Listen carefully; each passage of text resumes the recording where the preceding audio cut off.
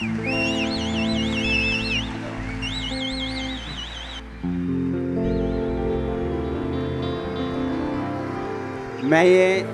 ये चाहता हूं कि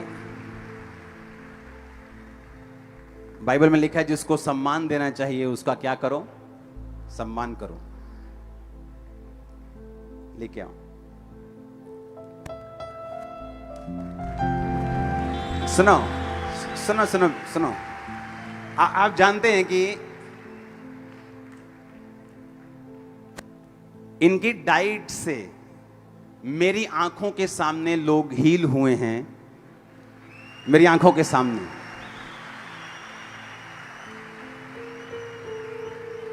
तारीफ करते रहो।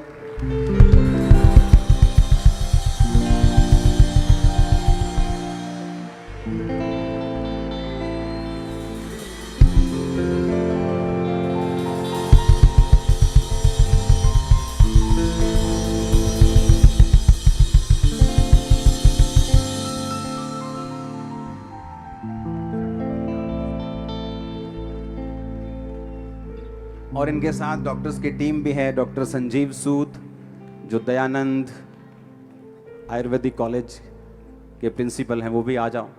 और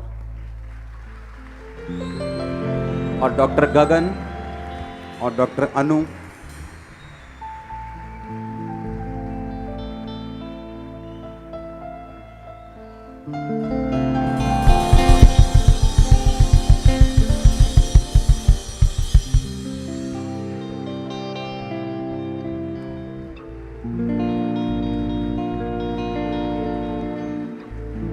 तारीफ करो जोर से।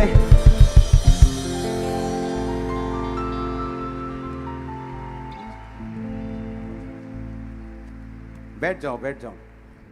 हालेलुया।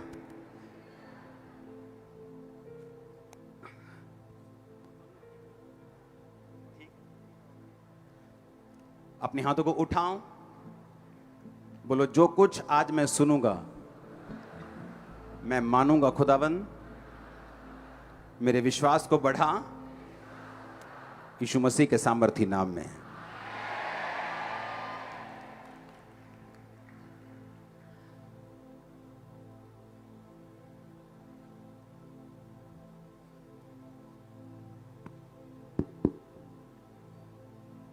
तारीफ करो जोर से। अच्छा मुझे बैठ थोड़ा देखने दो पीछे भी। अच्छा एक टेस्टिमनी मैं आपको देता हूं। जो डाइट इन्होंने अपने इंटरनेट पे भी बहुत ये वायरल हुई थी और यहां पर भी मैंने बताई थी। मैंने पेशेंट देखे हैं जो विश्वासी नहीं है, मेरे नोन में हैं।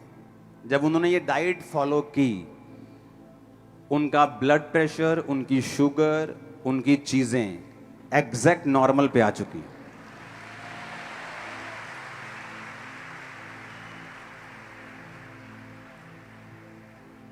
डॉक्टर साहब आप शुरू करो। Thank you. हमारे मित्र एपोस्टल अंकुर नरोला जी,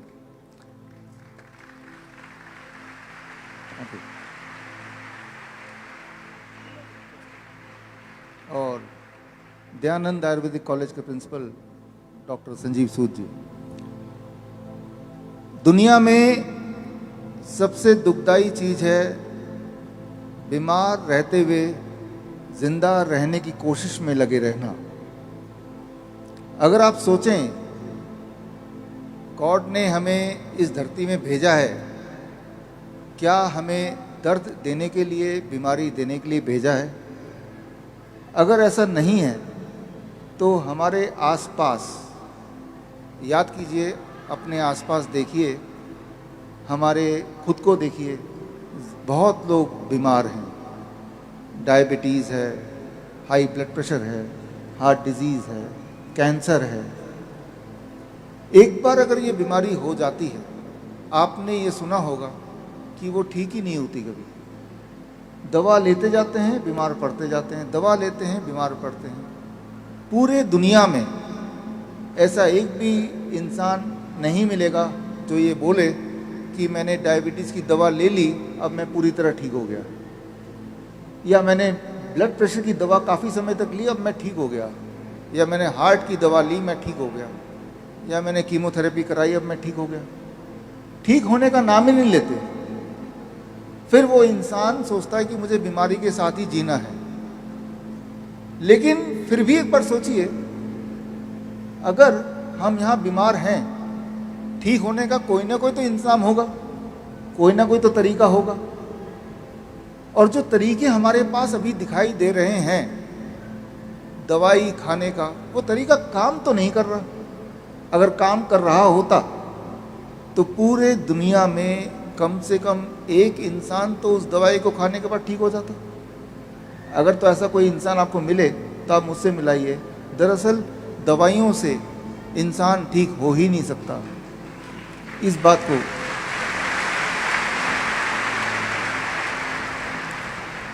बात को समझना ज़रूरी है और समझना बहुत आसान भी। दवाइयों से इंसान ठीक क्यों नहीं हो सकता? इंसान उसी चीज़ से ठीक हो सकता है जो गॉड की बनाई हुई चीज़ है। दवाई इंसान की बनाई हुई चीज़ है। इस बात को थोड़ा आसान भाषा में मैं आपको समझाना चाहता हूँ।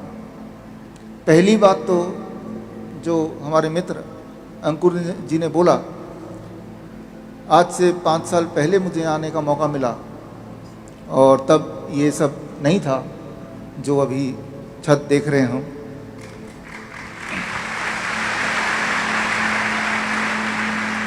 और हम उम्मीद करते हैं कि आने वाले दिनों में देश और दुनिया में बहुत जगह पे अभी की तरह इसी तेजी से ये सिलसिला फैलेगा।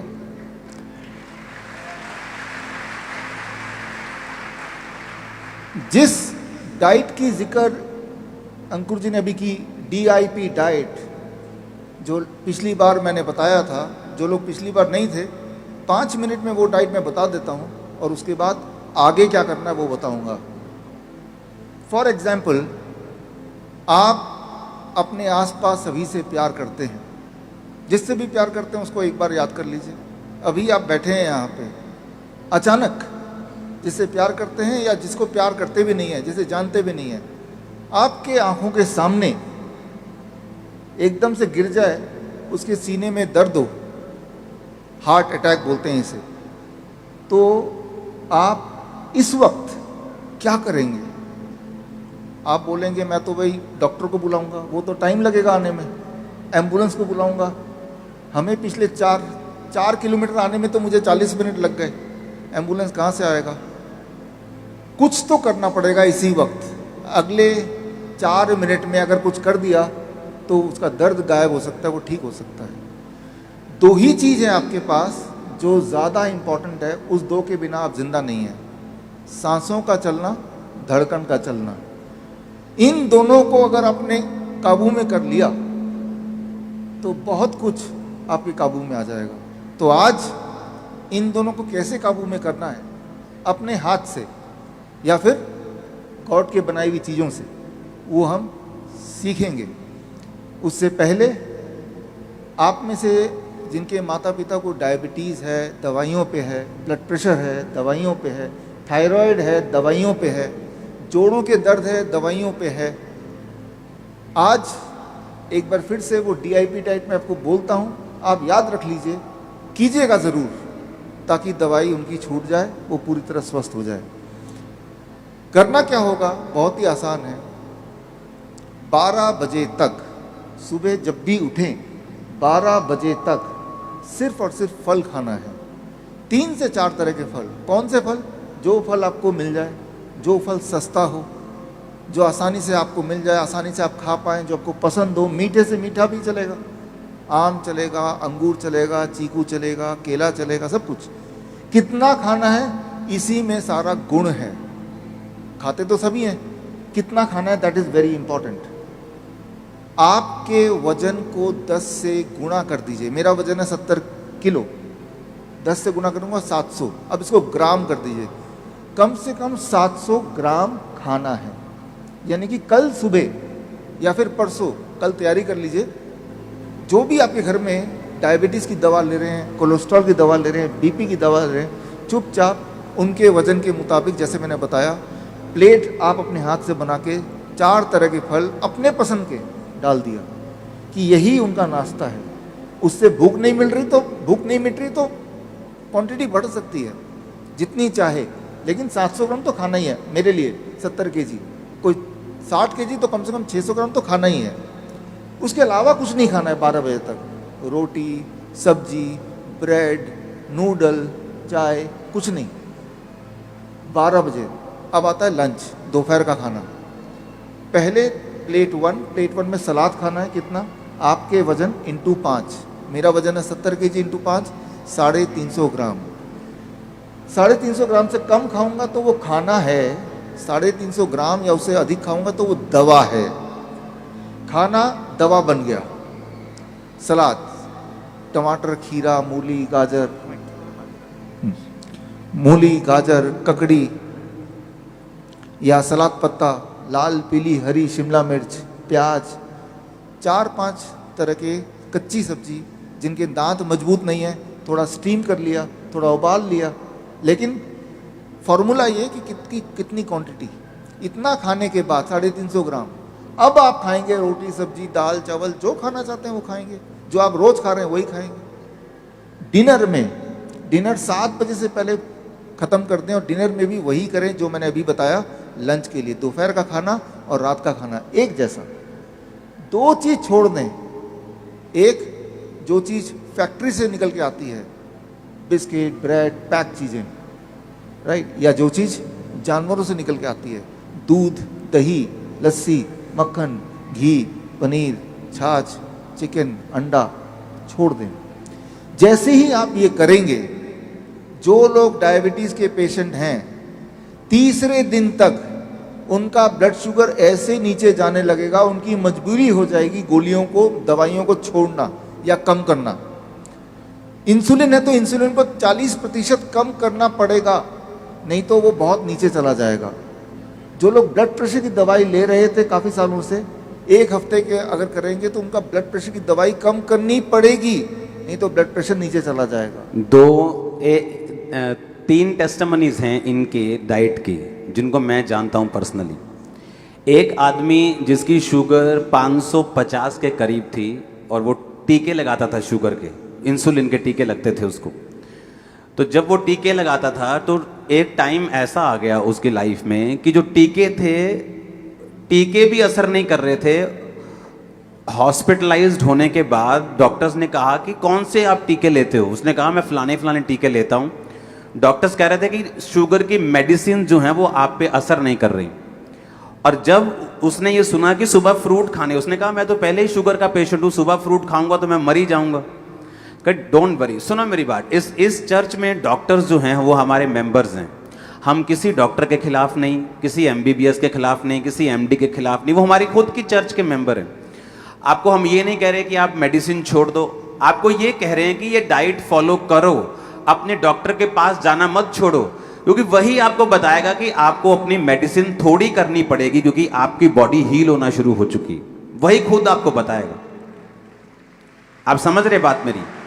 अब जब 550 उसकी शुगर हो गई तो उसको जब DIP डाइट को बताया गया कि DIP डाइट लेना है। सुनो मेरी बात, हमारे पास बहुत से ऐसे आसपास व्यक्ति हैं जो क्रिश्चियन नहीं है, जो नॉन क्रिश्चियंस हैं, जिनको प्रेयर का नहीं मालूम।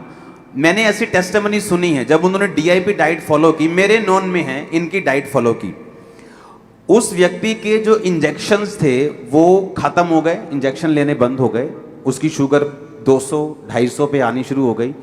और राइट नाउ इन दिनों में उसकी शुगर 108, 160, 140, 150, 100, 90 ऐसा रहता है।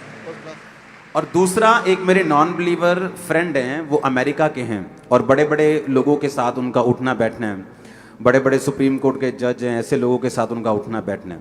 जब उन्होंने ये डाइट फॉलो की तो वो नॉन बिलीवर हैं, वो प्रभु को नहीं मानते।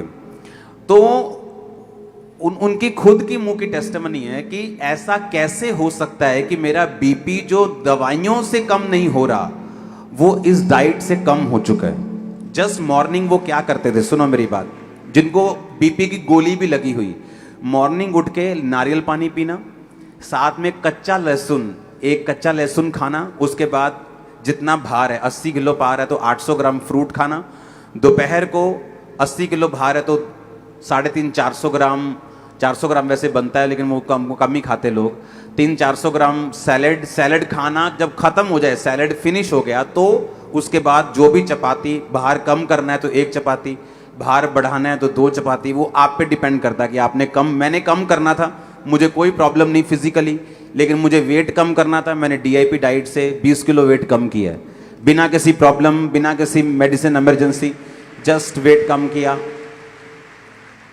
पहले से कहीं अधिक हेल्थी, कहीं अधिक स्ट्रांग, कहीं अधिक एनर्जेटिक। कैसे? सिर्फ दोपहर को सैलेड लेना है, साथ में नहीं खाना रोटी के, रोटी से पहले खाना है। अब प्रॉब्लम कहाँ आती है, लोग क्या सोचते हैं, जैसे यहाँ के बहुत सारे लोग जो हमारे हैं पूरे इंडिया में, उनकी सोच ये है कि साढ़े तो रोटी नहीं पूरी होंगी, दाल ही नहीं बना होंगी, रोटी नहीं बना होंगी, तो असं सलाद ते फ्रूट कितों खा लांगे। उनका क्या हल है कि वो मैं तो ऐसा सोचता हूँ कि बाद दे विच पित्ता घटाना 15-20 हज़ार ला के, हाँ, या पत्थरी का ऑपरेशन कराना, जे आप डाइट ही इन्ने दी खा लीए 6 महीने तो ऑपरेशन की लोड़ ही ना पवे आपां। सही बात। ये ज्यादा वधिया कि पित्ता घटाना ज्यादा वधिया? अच्छा, जिन सिस्टर्स को यूट्रस की प्रॉब्लम है, जिनको सिस्ट हैं, अब यहाँ पे परमेश्वर सिस्ट को प्रार्थना से बाहर निकालता है, लेकिन मैंने फिर कहा डाइट इंपॉर्टेंट है। यीशु मसीह ने कहा, बाइबल में बहुत सारे इसके जिक्र हैं, जैसे लेवी व्यवस्था 11 उसकी 1 से 31 से बाइबल में जिक्र है कौन सा फल कौन सा मीट खा सकते, कौन सा चीज नहीं खा सकते। जिनको सिस्ट है, ये डाइट से सिस्ट भी गायब हो जाती है। डाइट से जब करेंगे धीरे धीरे सिस्ट कम होगा, डिसॉल्व होगा करते करते। और पथरियां भी, स्टोन है, सिस्ट है, वो गायब, वो कम होती कम होती खत्म हो जाएगा। और जो आपको पेन है, मान लो एक बंदे के गुर्दे में स्टोन है 10 mm का, उसको पेन रहता है, जब वो ये डाइट फॉलो करता है, जस्ट 3, 4, 5, 6 दिन हफ्ते में उसका पेन कम होना शुरू हो जाए। जब पेन कम हुआ, इसका मतलब वो पथरी का साइज छोटा हो रहा है, और असर हो रहा है। तो ये इनके लिए निशानी होगी, हाँ, कि जो भी सिम्टम इनके बॉडी में है बीमारी का, वो डाइट से कम होना शुरू होगा। अगर वो लगातार फॉलो करेंगे तो वो गायब हो जाएगा। ये ब्लेसिंग है आप लोगों के लिए। सुनो, अब मान लो सैलेड है, लोग बोलते हैं कि हम फ्रूट कहाँ से खाएं, हम इतना नहीं अफोर्ड कर सकते, या फ्रूट को या सैलेड को, है ना। वो जो सिस्टर डॉक्टर हमारे पास आपके साथ आई हैं, तो हम बात कर रहे थे, आपने फ़ोन पर भी हमने बात की कि जो ब्रेन के पेशेंट हैं, अगर वो कनक खाना छोड़ दें, आटा खाना छोड़ दें, तो वो हील हो जाते हैं। सिर्फ कनक खाने से लोग बीमार हैं, सिर्फ गेहूं की रोटी खाने से। हाँ। और वो सिस्टर बता रहे थे कि गेहूं 1901 के बाद बोई जाने शुरू की और कमर्शलाइज हो गई, और उससे पहले लोग जो थे वो मोटा अनाज खाते थे, कोई कोदरे की रोटी, है ना, बाजरा और क्या क्या होता है, रागी, बाजरा, कुट्टू, चना, जौ, और भी बहुत सारे मिलेट्स हैं। मिलेट्स के कई सारे प्रकार हैं, फॉक्सटेल मिलेट्स हैं, कोडो मिलेट्स हैं, बर्नयार्ड मिलेट्स। सुनो मेरी बात, अब जो मुझे मालूम नहीं, कोदरे का आटा और गेहूं के आटे में फर्क है? महंगा है कोदरे का बहुत? नहीं, महंगा नहीं है, सेम रेट है ना, थोड़ा कम से कम। अगर मुझे हेल्थी रहना है, अगर आपको हेल्थी रहना है, आटे को, गेहूं को अपनी जिंदगी से निकाल दो, दूसरी रोटी ऐड कर दो, आप बॉडी में फर्क देखना कितना होगा। जस्ट आटा चावल निकाल दो। मैं तो लंगर वालों को भी बोलूंगा एक दिन कि आटे की रोटियां बंद करो, इनको कोदरे की रोटियां खिलाओ, रागी की रोटियां खिलाओ, जौ की रोटियां खिलाओ, बाजरे की रोटियां खिलाओ। आप मेरी बात समझ रहे कि नहीं? जब मैंने इनकी डाइट सुनी, मैं आपको अपनी टेस्टिमनी बताता हूं, मैंने इन पे बिल्कुल फेथ नहीं किया था। जैसे चर्च पे आके लोग फेथ नहीं करते ना, हीलिंग नहीं होती, झूठ बोलते हैं। तो जब मैंने सुना तो मैंने फॉलो नहीं किया, लेकिन बाद में मैंने जब फॉलो किया तो मेरा वेट कम हुआ, फिर मैंने फॉलो करना बंद किया। फिर बाद में मुझे मेरी बॉडी इंडिकेशन देने लग गई कि अब तुझे वेट कम करने की जरूरत है, क्योंकि मेरा वेट 110 से भी अबव जाने लगा, और मुझे लाल साइन मिलने शुरू हो गए थे सब तरफ से कि भाई साहब थोड़ा नीचे आना पड़ेगा मुझे। और हेल्थी वे में वेट कम करने का इससे अच्छा तरीका मुझे कभी नहीं मिला। ये मुझे बता रहे थे कि अगर आपको हीलिंग करनी है, आपको पथरी गायब करनी है, आपको सिस्ट गायब करनी है, 7 बजे के बाद खाना बंद कर दो। आपने कहा 7 बजे के बाद। कि 7 रात को, वो क्यों? ये एक बहुत इंपॉर्टेंट बात है, इसको समझना ज़रूरी है। आपको खाना है 7 AM to 7 PM, 7 बजे से 7 बजे तक। अब जो 7 PM शाम को 7 बजे से लेके अगले दिन सुबह 7 बजे तक जब नहीं खाएंगे, जैसे फास्टिंग बोल सकते हैं, आपने कुछ खाया नहीं, याद रखिए आपका बॉडी लगातार उसको खाना चाहिए। जब आप खा नहीं रहे तब भी, तो क्योंकि आप खाना नहीं खा रहे हैं तो बॉडी क्या करती है, आपके अंदर जो सिस्ट बना हुआ है, स्टोन बना हुआ है, उस स्टोन को अगर आप निकाल के माइक्रोस्कोप में देखेंगे तो उसके अंदर कैल्शियम मिलेगा, मैग्नीशियम मिलेगा, विटामिन मिलेगा, प्रोटीन मिलेगा, वो सारी चीज़ें जो बॉडी को ज़रूरत है, वो कोई ख़राब चीज़ नहीं है। तो जब खाना नहीं खाते हैं तो बॉडी को न्यूट्रिशन कहाँ से मिलता है? बॉडी उस स्टोन को तोड़ के उसमें से न्यूट्रिशन निकालता है और उसको अपने लिए यूज़ करता है। तो इसे कहते हैं साइंटिफिक भाषा में ऑटोफेजी। तो एक तरफ तो आपको उस स्टोन से आपका छुटकारा हो गया और बॉडी को न्यूट्रिशन भी मिल गया। और अगर किसी को थायराइड है, किसी को हार्मोन इम्बैलेंस है, आपने कब बताया कि ये डाइट उसके हार्मोन इम्बैलेंस को भी ठीक करती है? हार्मोन इम्बैलेंस को ठीक करती है। किसी को मान लो थायराइड है और थायराइड की गोलियों पे है, हाँ। आपको सिर्फ इतना करना है, डाइट तो लेना ही है, महीने में एक बार, 1 महीने बाद आपको थायराइड टेस्ट कराना है। और जैसे जैसे थायराइड नॉर्मलाइज होता जाएगा वैसे वैसे डॉक्टर की सलाह के साथ दवाइयों को धीरे धीरे हटाना भी ज़रूरी है, राइट? नहीं तो क्या है, वो तो खुद ही आपका डॉक्टर हटाएगा, हम डॉक्टर्स के खिलाफ नहीं। जब आपका थायराइड कम होना शुरू होगा, वो डॉक्टर बताएगा भाई साहब थायराइड नीचे जा रहा है, मेडिसिन कम कर दो, फिनिश कर दो, और एक दिन आप कंप्लीट हील होंगे। तो थायराइड में 3 महीना नॉर्मली लग जाता है लोगों को दवाई से छुटकारा पाने में। जो और आपने, जैसे मैंने जो पेशेंट देखे हैं हील होते, वो है ये स्टोन के, बीपी के और शुगर के, लेकिन आप बता रहे थे कि कैंसर भी इससे हील होता है। हाँ, अभी जो मैंने आपको बताया जस्ट नाउ, कैंसर के पेशेंट को हम 10 घंटे के अंदर खाने बोलते हैं। मान लो आपके आसपास कोई कैंसर का पेशेंट है, तो या मेरे पास अगर कोई आता है, 9 बजे सुबह से लेके शाम के 7 बजे तक ही आप खाओ, तो 14 घंटा वो नहीं खा रहा खाना। 14 घंटे नहीं खाना, नहीं खाना, जस्ट 9 बजे सुबह खाना शुरू करना। और खाना यही है, खाना यही है। मतलब सुबह अगर वो 70 किलो का है, वो 700 ग्राम फ्रूट खाएगा, यस, दोपहर को वो 350 ग्राम पहले सलाद खाएगा, सलाद खाएगा, और उसके बाद रोटी खा सकता है कैंसर वाला। डिपेंड करता है कौन सा वाला कैंसर है, किस स्टेज में पहुंचा हुआ है। अगर ज़्यादा पेन वाला कैंसर है, ट्यूमरस ग्रोथ हो गया है, उसे तकलीफ बढ़ गई है, तो जो प्लेट 2 है, कुक्ड फूड जिसे बोलते हैं, उसे हम बंद करा देते हैं। अच्छा, कुक फूड नहीं खाना, नहीं फिर क्या खाना है? Salad, smoothies, smoothies, fruit juice, vegetable juice. या स्मूदीज आप बताओ लोगों को क्या होता है ये? स्मूदी बड़ा आसान है, आप कोई भी 3-4 कच्ची सब्जी ले लो, मिक्सी आपके पास होता ही है, टमाटर ले लिया, खीरा ले लिया, मूली उसका ले लिया, जूस नहीं, स्मूदी बनाना है। स्मूदी, उसको आप मिक्सी में डाला, ऊपर से थोड़ा पानी मिलाया, वो जब मिक्सी चलेगा तेजी से तो वही चीज़ लिक्विड में आ जाएगा, ठीक है ना, यानी कि वही लिक्विड फॉर्म में आ गया। और उसको छानना नहीं है, छानना नहीं है, और उसको हाँ। पीना है। 1 गिलास पीने में 15 मिनट लगाना है। जल्दी जल्दी पियेंगे तो वो फूड है, धीरे धीरे उसको कंज्यूम करेंगे तो वो मेडिसिन है। दोनों अलग अलग इफेक्ट है। तो इसे हम स्मूदी बोलते हैं, fruit smoothie, vegetable smoothie, vegetable soup खा सकते हैं, या नट शेक, बादाम का दूध जिसे बोलते हैं। बादाम आपने लिया कम से कम 10-15, उसको पूरी रात भर भिगो दिया, सुबह उस बादाम को लिया, मिक्सी में डाला, थोड़ा पानी या नारियल पानी डाल दिया, एक केला भी डाल दिया अंदर, और उसको घुमा दिया, तो वो बन जाएगा नट शेक। नट दूध जैसे बन जाएगा, दूध की तरह बन जाएगा, दिखने में दूध की तरह लगेगा, बड़ा ही स्वादिष्ट लगेगा, बड़ा ही ताकतवर होगा। खास तौर पे जो लोग जिम में जाते हैं उनको भी ये ले सकते हैं। लेकिन मैं अभी कैंसर की डाइट की बात कर रहा हूँ कि ये सारी चीज़ें हैं जो वो ले सकते हैं या लेना चाहिए पूरे दिन भर में। और जो सेकंड प्लेट है उसकी जगह उसने पत्ते खाने हैं या क्या खाना है? पत्ते या तो खाएं या फिर उसको पिएं। अच्छा, हाँ, स्मूदी बना के या पत्तों का जूस बना के, पालक का जूस सबसे अच्छा, या लाल और हम बोलते हैं रेड ग्रीन जूस, चुकंदर का जूस और पालक का जूस। अगर 1 गिलास आप पीते हैं, 1 गिलास मतलब 250 ml, एक बड़ा गिलास आप पीते हैं धीरे धीरे करके, तो वो बहुत ताकत देगी। एक बात याद रखिए, जो हरे पत्ते का जूस होता है उसका केमिकल स्ट्रक्चर हमारे खून से मिलता जुलता है। मतलब जो हरा जूस है वो हमारे हाँ। खून से मिलता है उसका स्ट्रक्चर। हाँ, क्लोरोफिल का structure that is similar to the blood का स्ट्रक्चर।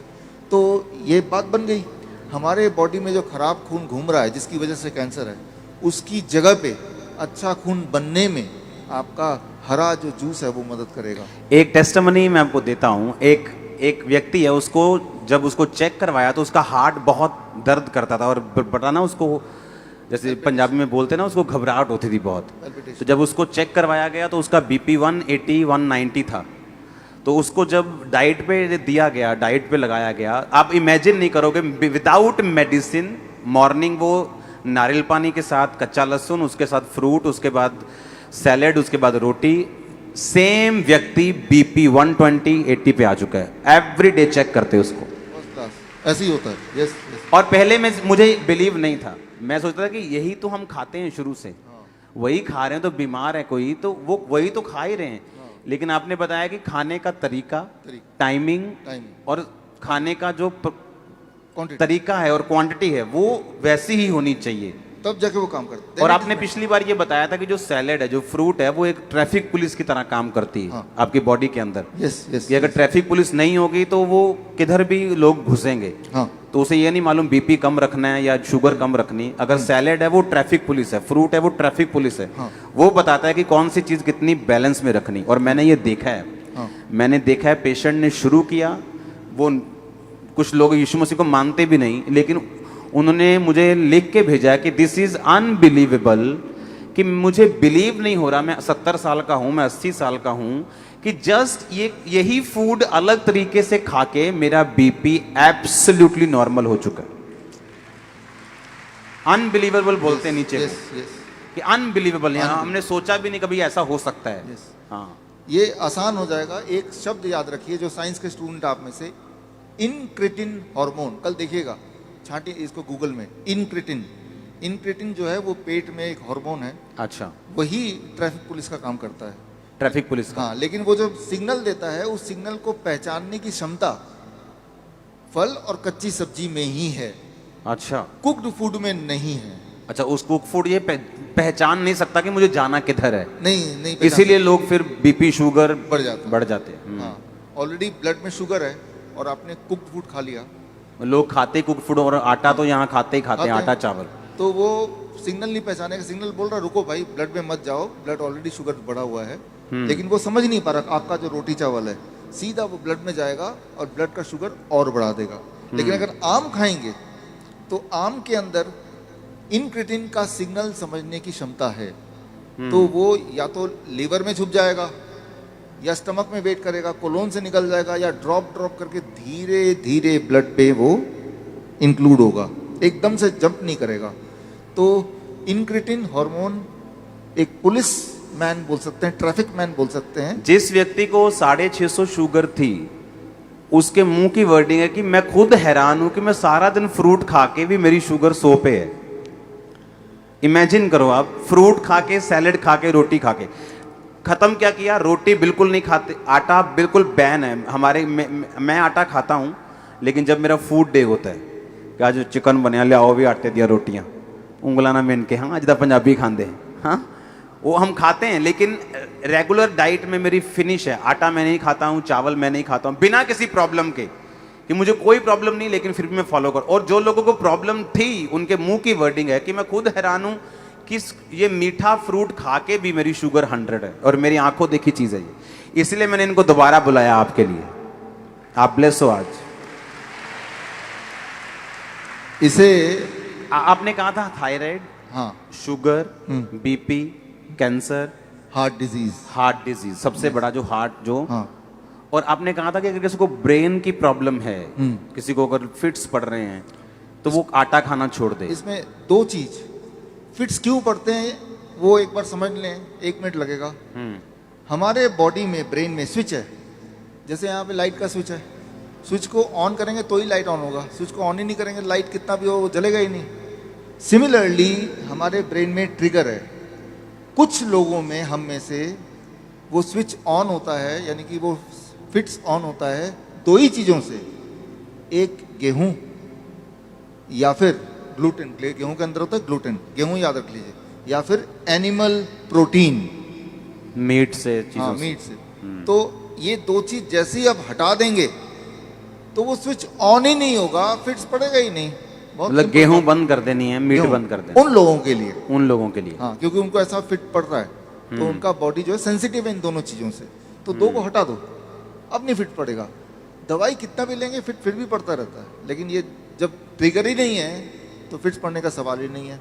तो ये बात है। या कई बार क्या होता है कि वो लोग पैक्ड फूड खा लेते हैं, बिस्किट वगैरह खा लेते हैं, तो उसके अंदर भी अगर वो है जिस जो उसको पता नहीं है कि गेहूं है या दूध से बना हुआ है, तब भी फिट्स पड़ जाएगा। उसे नहीं दिख रहा बिस्किट में क्या क्या है, लेकिन बॉडी को पता है। तो ये है।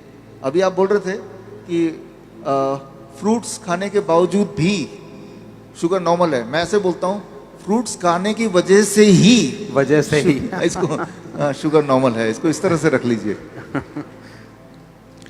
तो ये जो अभी तक हमने बात की, और इस डिस्कशन से आपने ये समझा कि बहुत ही आसान है ठीक रहना, बीमार रहना मुश्किल है।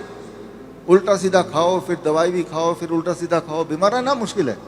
बीमार ना रहना आसान है। सिर्फ इतना करें, अगर तो बीमार नहीं है तो होंगे नहीं, और अगर हैं तो हर दिन आपको दिखेगा आप ठीक होते चले जाएंगे। कैसे पता चलेगा ठीक हो रहे हैं? आपको पता चलेगा, आपकी ताकत बढ़ जाएगी, आपके जो पेन है वो कम हो जाएगा, उससे पता चलेगा। डायग्नोसिस ना भी करें तो भी पता चल जाएगा। इससे होगा कि आप ठीक हो रहे हैं।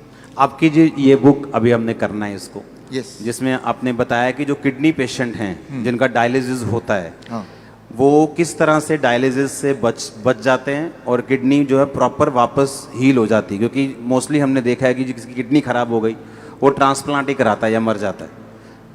ये एक इम्पॉर्टेंट बात है जो मैं आपको बताना चाहता हूँ, ताकि आप इसको उन लोगों तक पहुँचाएं जिनको इसकी ज़रूरत है। ऐसे बहुत सारे लोग हैं लाखों में जो हर दूसरे दिन या तीसरे दिन डायलिसिस कराते हैं। पहले तो समझना पड़ेगा डायलिसिस क्या है। बहुत ही सिंपल है, आधे मिनट में समझ जाएंगे। आप जो भी कुछ खाते हैं पीते हैं, उसमें कुछ चीज़ें बॉडी उपयोग में लाता है, एनर्जी में कन्वर्ट करता है, कुछ चीज़ें बॉडी यूज़ नहीं कर पाता है, तो आप यूरिन, पेशाब के रास्ते उनको बाहर फेंक देते हैं। तो वो पेशाब कैसे बनता है? वो किडनी का काम होता है। उसके अंदर वो सारी चीज़ें हैं पेशाब में जो बॉडी को नहीं चाहिए, तो बॉडी ने उसको बाहर भेज दिया। क्रेटनाइन है, यूरिया है, यूरिक एसिड है, ऐसे बहुत सारी चीज़ें, छोटे मोटे प्रोटीन हैं अलग अलग तरह के, जो बॉडी को नहीं चाहिए। तो बॉडी ने पेशाब किया। आप बोलेंगे अरे मुझे पेशाब आ रहा है, तो वो किडनी ने बाहर भेजने का तैयारी कर ली है, और आप गए और आपने अपने आप को हल्का किया, ठीक हो गया। ये तो हुआ नॉर्मल। आपका बॉडी खुद ही आपका डायलिसिस कर रहा है। डायलिसिस ये है, हमारा बॉडी हमारे अंदर की जो चीज़ जो हमें नहीं चाहिए वो बाहर फेंकने का रास्ता बनाया, इसे कहते हैं डायलिसिस। यानी कि हमारे सबकी बॉडी करती है इसको। अगर वो करना बंद कर दे, किडनी अपना काम करना बंद कर दे, अब जब मैं पानी पी रहा हूँ और बॉडी को उनमें से कई सारी चीज़ नहीं चाहिए, लेकिन बाहर का रास्ता बंद है, तो बॉडी क्या करेगा? गुब्बारे की तरह, बैलून की तरह उस पानी को, उस फ्लूइड को बॉडी में ही इकट्ठा होता रहेगा। ऐसे लोगों के पैर आप देखेंगे हाथी की तरह हो जाते हैं, सूज जाते पैर, हाथ सूज जाते हैं, पैर हाथ सूज जाते हैं, गले, मुंह सूज जाता है। तो क्या है? उनका जो यूरिन आउटपुट है, पेशाब, या तो कम हो गया है या खत्म हो गया है। अगर आपसे बोलें कि एक दिन बिना पेशाब किए रहना है, इम्पॉसिबल। कितना दर्दनाक हो सकता है। और ऐसे लोग फिर मशीन की मदद लेते हैं। वो मशीन वो खींचता है खून में से वो ऐसे पानी जो खराब है और निकाल के बाहर करता है। इसका मतलब हर दूसरे दिन उसको ऐसा करना पड़ता है, और दूसरे दिन तक बॉडी में पानी जमा रहता है। और जबकि बॉडी में पानी जमा रहेगा तो उसका हार्ट के ऊपर भी बोझ है, लंग्स के ऊपर भी बोझ है। हर दिन वो कमज़ोर होता जा रहा है, हर दिन वो मरता जा रहा है, डायलिसिस कराने के बावजूद भी या डायलिसिस कराने की वजह से भी, क्योंकि डायलिसिस भी किडनी को और फर्दर खराब करती है। तो अब आपको समझ आ गया कि प्रॉब्लम क्या है, डायलिसिस किसे कहते हैं, किडनी खराब होना किसे कहते हैं। ऐसे लोगों को पहचानेंगे कैसे? आप जब देखेंगे, हम कैसे पहचानते हैं ऐसा पेशेंट को? कोई रिपोर्ट की ज़रूरत नहीं है मुझे, आपको भी ज़रूरत नहीं है। आप सिर्फ ऊपर से नीचे देखेंगे, अगर पैर हाथ में सूजन है थोड़ा बहुत भी, तो समझ लीजिए कि किडनी फेलियर की तरफ आप बढ़ चुके हैं। लेकिन घबराने की बात नहीं है। पहली बात, जब सूजन होती है बॉडी में पानी जम जाता है तो सांसें भी नहीं ले पाता है, मुश्किल से लेता है, तो ये भी गड़बड़ है। वो चलता है, थक जाता है, ये भी गड़बड़ है। तो ये तो हो गया। अब करना क्या है, सोल्यूशन क्या है? आपके बॉडी के अंदर से पानी को निकालना है। उसके लिए बड़ा आसान गॉड का दिया हुआ सोल्यूशन आपके पास ही है इसी वक्त। तीसरा kidney, third kidney. Third kidney किसे कहते हैं? आपका स्किन, सबसे बड़ा बॉडी का ऑर्गन। आपके स्किन में देखेंगे छोटे छोटे छेद हैं, है ना? तो ये जो छेद हैं, ये छेद से पसीना निकलता है। आप पसीने का एक बूंद लीजिए, पेशाब का एक बूंद लीजिए, दोनों को लैब में ले जाइए। अब पूछिए कि इसमें क्या है। पेशाब के एक बूंद में क्रेटिनाइन, यूरिया, यूरिक एसिड, वो सारा कुछ मिलेगा जो पसीने के एक बूंद में मिलेगा। अच्छा। हाँ, यानी कि पसीना और पेशाब सेम है, अलग अलग नहीं है, बिल्कुल सेम है। केमिकल कॉम्पोजिशन दोनों का सेम है। उसमें भी सोडियम है, उसमें भी सोडियम है, उसमें भी पोटेशियम, उसमें भी पोटेशियम है। आपका पसीना एक तरह से बॉडी का पेशाब का ही एक और फॉर्म है। आपका जो स्किन है, ये भी भगवान का बनाया हुआ इमरजेंसी किडनी है, इमरजेंसी किडनी। तो उस इंसान का जिसके दोनों किडनी खराब हो गए, अब क्या करेंगे? ये जो स्टेपनी है, मैं इसको स्टेपनी बोलता हूँ। आपकी गाड़ी का एक टायर पंचर हो गया, आप स्टेपनी यूज करते हैं ना, तो हम बोलते हैं कि ये स्किन को यूज कर लो, स्किन से बाहर निकाल दो। अब सवाल आता है स्किन से कैसे निकालें? स्किन से निकालने के तरीके, अभी जो बाथटब, अगर आप सुनाई दे रहा है, बाथटब का वीडियो प्लीज चला दें। ओके, चलाओ वीडियो बाथटब का। हमारे हॉस्पिटल में, हिम्स हॉस्पिटल है, डेराबस्सी में है, अभी जलंधर में भी खुल गया है। आप देखिए यहाँ पे वीडियो। ये जो लोग आप देख रहे हैं, ये पानी के टब में बैठे हुए हैं। पानी का टेम्परेचर याद रखिएगा 40 डिग्री सेल्सियस पे है। पानी गले तक है। गले तक पानी अगर हो, उसका टेम्परेचर अगर 40 डिग्री सेल्सियस मेंटेन कर पाएं, और ये लोग अगर 2 घंटे बैठ पाएं, तो 2 घंटे के अंदर 2 घंटे सुबह शाम के एक ही बार, एक बार, या फिर 1-1 घंटा 2 बार। अच्छा। ऐसा करने से, ये सारे किडनी पेशेंट हैं, ये वो पेशेंट हैं जो हर दूसरे तीसरे दिन डायलिसिस कराने जाते थे, लेकिन अब वो जाते नहीं हैं। क्यों? क्योंकि वो अब ऐसा करते हैं, इससे उनकी तीसरी किडनी से वो सारा जो मल है, जो पेशाब के रास्ते नहीं निकल पा रहा था, वो निकल जाता है। पहली बात। दूसरी बात, और ऐसे टप में, कोई भी टप में बैठ जाना है, कोई भी टब में, कोई भी टप हो, और उसमें जो पानी है उसे 40 डिग्री पे ही रखना है। 40 डिग्री पे रखना है। और नापना कैसे? थर्मामीटर से। थर्मोमीटर आप 150-200 रुपए का मिल जाएगा। पानी नापने वाला, जो पानी नापने स्पेशल वाला थर्मामीटर, स्पेशल थर्मोमीटर 150-200 में मिल जाएगा। हाँ, कहीं उसको चेक करते रहना कि वो 40 डिग्री पे मेंटेन रहे। मेंटेन रहे। अगर कम हो गया, गर्म पानी डाल लेना है, गर्म पानी डाल देना, 2 घंटे बैठना है। 2 घंटे बैठना है। ये टेम्परेरी सोल्यूशन है कि किडनी हील भी होगी? इसमें मैं आता हूँ। हाँ, ये किडनी हील होगी, लेकिन कैसे? 2 चीज होगा उसके साथ। आप अगर ये करेंगे तो एक्सपेरिमेंट करने के लिए उस इंसान का पहले आप बोलिए कि वजन करे, क्योंकि वजन में वो अंदर पानी है। 2 घंटे बाद दोबारा वजन करेंगे तो आधा किलो, 1 किलो, 1.5 किलो वजन कम मिलेगा। मतलब बाहर आ गया, वो बाहर आ गया। पहली बात। आप एक और काम करें, उनके पैरों के सूजन के फोटो खींच लें। 2 घंटे बाद दोबारा देखें, अरे सूजन कहाँ गया? अरे बाहर चला गया, उसको बॉडी ने बाहर भेज दिया। एक और काम करें, किडनी पेशेंट की एक दिक्कत होती है, उनका बीपी बहुत हाई रहता है। क्यों? गुब्बारे को जैसे फुलाएंगे तो प्रेशर बढ़ गया ना, तो बॉडी भी तो गुब्बारे की तरह फूल रही है, पानी अंदर डल डल के, तो प्रेशर बढ़ता जा रहा है। तो चाहे कितनी भी दवा खा लें किडनी का पेशेंट, प्रेशर उनका बहुत ज्यादा होता है, ब्लड प्रेशर। अच्छा। लेकिन तो अब पहले प्रेशर नाप लें, ज्यादा ही मिलेगा, 200/100। अब पानी में बिठाएं, और अब पानी में बिठाने के बाद 2 घंटे बाद दोबारा प्रेशर नापें, तो प्रेशर कम हो जाएगा। कम से कम 40 यूनिट कम हो जाता है, किसी का 20 यूनिट कम हो जाता है, लेकिन कम जरूर होता है, हर एक का कम होता है। तो जो मेन सिम्टम होते हैं किडनी पेशेंट के, वो सारे सिम्टम, एक क्लासिक सिम्टम होता है। मोस्टली बोलते हैं कि किडनी आपकी श्रिंक हो गई है जी, किडनी सुंगड़ गई है, सिकुड़ गई है, वो काम नहीं कर रही। हाँ, वो फिर से बढ़ेगी कि नहीं बढ़ेगी, ऐसे ही रखना पड़ेगा पेशेंट को? ये बड़ा इंटरेस्टिंग है। ये सवाल बहुत सारे पेशेंट ठीक होने के बाद भी पूछते हैं ठीक होना कैसे पता चल गया कि अब उनको ये करने की जरूरत नहीं है। 3 महीना लगातार करने के बाद अब करने की जरूरत ही नहीं है। अब पेशाब भी नॉर्मल हो रहा है, सूजन भी नहीं आ रही है, ब्लड प्रेशर भी नॉर्मल है, यानी ठीक हो गया। लेकिन वो क्रिएटिनिन और यूरिया, क्रिएटिनिन भी नॉर्मल आ गया, यूरिया भी नॉर्मल आ गया, यूरिक एसिड भी नॉर्मल है, सारा कुछ नॉर्मल हो गया, हाँ, ब्रीदिंग भी नॉर्मल है। साइज किडनी का। अब आता है साइज। तो साइज के लिए वो बोलता है तो डीटीपीए स्कैन करने बोलते हैं। हालांकि हम रिकमेंड नहीं करते, लेकिन स्कैन कराते हैं। तो पहले वाला साइज उसके पास था, पहले भी स्कैन कराया था, 3 महीने बाद दोबारा स्कैन कराते हैं। तो स्कैन में वो साइज बढ़ी हुई दिखाई देती है, मतलब वो किडनी जो है वो बढ़ चुकी है, बढ़ चुकी है, फिर से साइज उसका अच्छा हो रहा है, अच्छा हो गया। और ये स्कैनिंग बताती है। हाँ, और वो जो स्कैनिंग बताती है वो स्कैन पहले और बाद के वो किताब में है। और ये किताब मैं चाहता हूँ कि आपके हाथों से इसका लॉन्च हो जाए। हाँ ठीक है। हाँ, और ये जो किताब को बनाने में, ऑब्जर्वेशन स्टडी में जिन्होंने मुख्य भूमिका निभाई है, हमारे डॉक्टर संजीव सूद जी हैं। आप भी एक बार आ जाएं। डॉक्टर गगन है, ये भी आ जाएं। दयानंद आयुर्वेदिक कॉलेज में इन्होंने हमारे साथ मिलके हमें मदद करते हुए इस चीज़ को दुनिया तक पहुंचाने के लिए काम किया। प्लीज़ आ जाएं। डॉक्टर अनु प्लीज़ कम। किताबें और भी हैं, 2 ले आते हैं। बैठे रहो, बैठे रहो, बैठे रहो।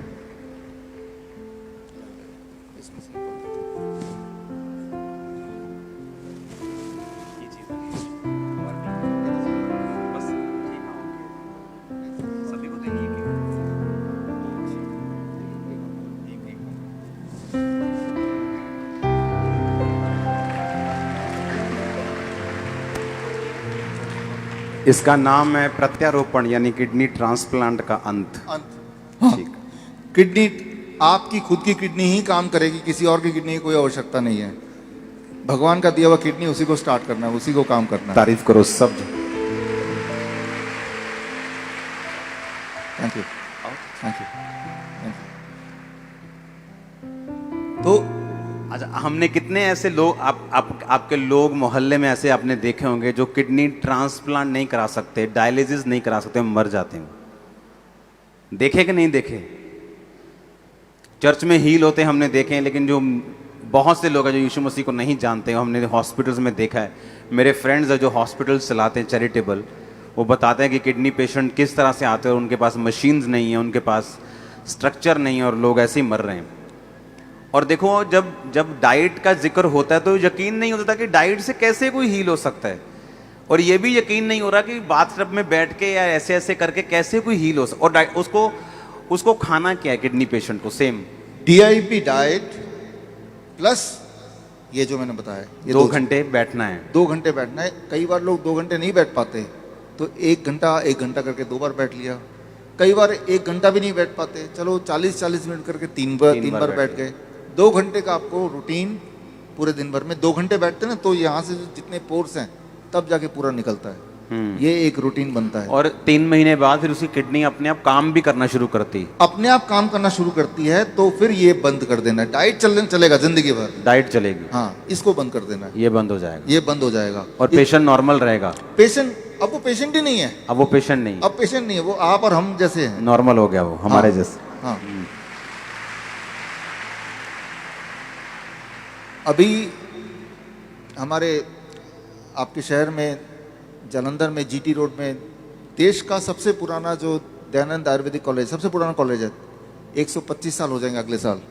तो यहाँ पे भी इसी मेथड से किडनी का इलाज शुरू हो चुका है। मेरा बिलीव ये है कि परमेश्वर आपको यूज करेगा पूरे इंडिया में लोगों को हील करने के लिए इस मेथड से। हर एक व्यक्ति का गिफ्ट अलग अलग है, और मुझे ये बिलीव है कि क्योंकि मैंने 2-3 टेस्टिमनीज अपनी आंखों से देखी, नॉन बिलीवर्स कुछ मालूम नहीं, जस्ट डाइट फॉलो की, जस्ट हील मतलब मैंने देखा है उनको लेवल पे आते, ठीक होते।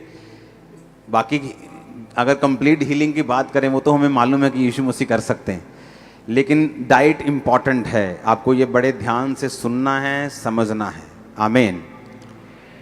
एक काम तो देखो ये कर ही सकते लोग, मान लो किसी को, जैसे मैंने भी पहली बार सुन के आपको फॉलो नहीं किया, एक काम तो ये कर ही सकते हैं ना, जो सैलेड खाने के साथ आप खाते हो उसे खाने से पहले खाना शुरू कर दो। जो रोटी आप आटे की खाते हो, आटा बंद करके कोदरा, रागी, ज्वार, बाजरा ये शुरू कर दो। इतना तो कर सकते हो कि नहीं कर सकते?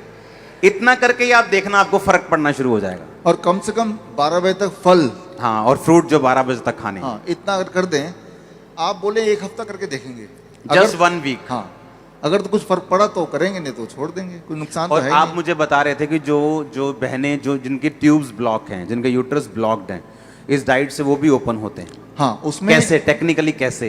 देखिए, आपका मान लो ब्लड वेसल्स हैं इस तरह से है, और कुछ जो भी आप खाते हैं, जो भी हमारा लाइफस्टाइल है, उससे कैल्शियम, कोलेस्ट्रॉल वहाँ डिपॉजिट होता रहता है, इकट्ठा होता रहता है। जो चीज़ बॉडी ना तो बाहर फेंक सकती है, जैसे किडनी के पेशेंट का होता है, ना बॉडी उसको इस्तेमाल कर सकती, तो बॉडी उसको जमा करती रहती है।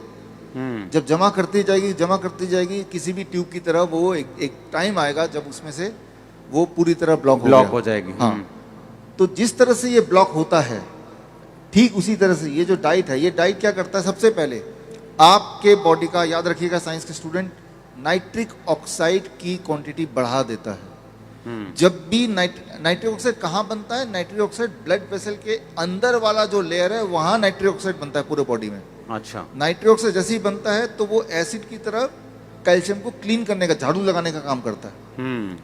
और धीरे धीरे वो जो कैल्सिफिकेशन बोल सकते हैं, डिपॉजिट बोल सकते हैं, वो क्लीन होने लगता है। सिर्फ किसी एक बॉडी के पार्ट की नहीं, पूरे बॉडी के जहाँ जहाँ भी है, जिससे धीरे धीरे नाइट्रिक ऑक्साइड, याद रखिए, नाइट्रिक ऑक्साइड जब भी बॉडी में बढ़ेगा तो ब्लड वेसल्स खुलेंगे।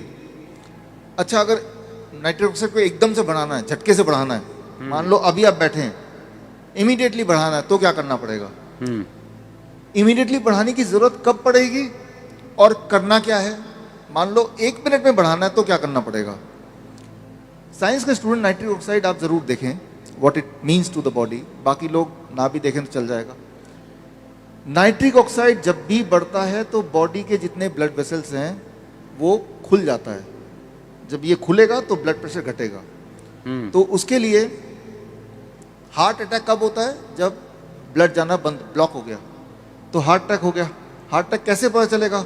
आपको दर्द होगा, लेफ्ट साइड में दर्द होगा, पसीने होंगे, पसीने छूटेंगे, दर्द से वो गिरने लगेगा, ठीक है ना? तो ये सारी चीज़ें उसके सिम्टम होंगी, तो लगेगा शायद हार्ट अटैक है। शायद वर्ड है, एग्जैक्ट कोई नहीं बता सकता दुनिया में, लेकिन ये सारे सिम्टम्स हैं।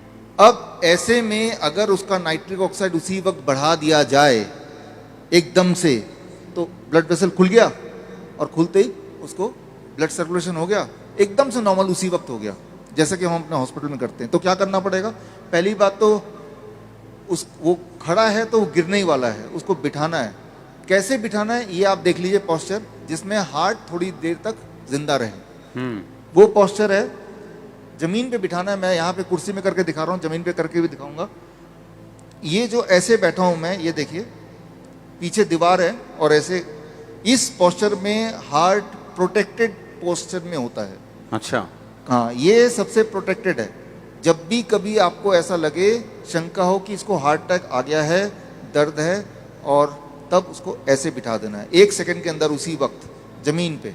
जमीन पे इसलिए बोल रहा हूँ क्योंकि अगर गिरेगा तो चारपाई से गिरेगा तो चोट लग सकती है, बेहोश भी अगर होना है तो उसको, नीचे होगा तो बेहोश होगा तो नीचे ही लुढ़केगा, जिसके possibility. This is the first step. ऐसा करने के बाद भाग के जाना है। गॉड का बना हुआ सबसे अच्छा दवाई हम अपने हॉस्पिटल में रखते हैं हर कोने में, अदरक। इतना बड़ा अदरक का टुकड़ा लिया, अच्छा, और उसको बोला कि मुंह में चबाते रहो। ऐसे बैठा है, चबाओ जब तक कि आंसू ना आ जाए। जैसे जैसे आंसू आते जाएंगे वैसे वैसे दर्द कम होता जाएगा। अच्छा, हाँ,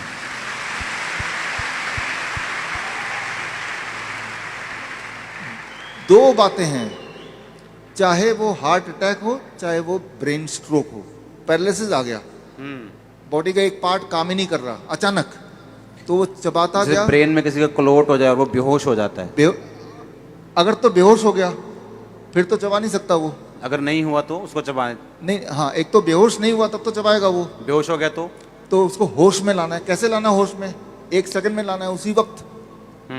हर सेकंड उसकी ब्रेन डैमेज हो रहा है, उसी वक्त लाना है। उसका एक तरीका का ये जो हरी मिर्च है या लाल मिर्च है उसको कूट के जीभ के नीचे जैसे ही आपने रखते ही वो एक ट्रिगर करेगा और एटलीस्ट वो होश में आने लायक हो जाएगा।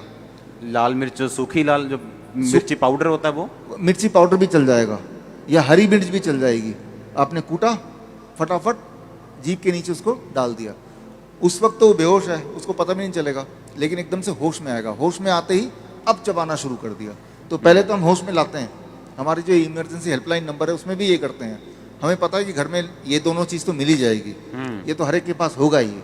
वैसे भी जब तक आप डॉक्टर को बुला रहे हैं, एम्बुलेंस को बुला रहे हैं, तब तक आप तब तक तो पेशेंट, मोस्टली हार्ट के पेशेंट तो वैसे भी खत्म हो जाते हैं। तो ये दोनों चीज़ अगर नहीं भी है तो आप रखिए और परिवार के लोगों को पहले से ही बता के रखिए, पता नहीं कब जरूरत पड़ जाए।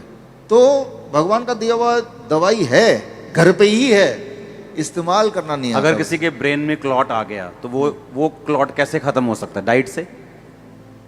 एक तो इमरजेंसी में कैसे खत्म होगा ताकि एटलीस्ट सर्कुलेशन बना रहे, वो तो अच्छा। इससे। उसके बाद नहीं, एक बार ही खाना है अदरक, बस इतना? उतना लेना है ताकि वो नॉर्मलाइज हो जाए, उतने एक बार। अगले दिन कुछ नहीं खाना, फिर डाइट पे आ जाना है।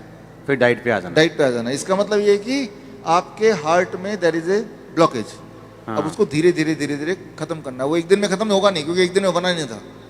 धीरे मतलब ये अदरक वाला प्लान एक दिन ही करना, 2-3 दिन नहीं करना। नहीं, उसी वक्त करना जब वो इमरजेंसी में। इमरजेंसी मेडिसिन है ये।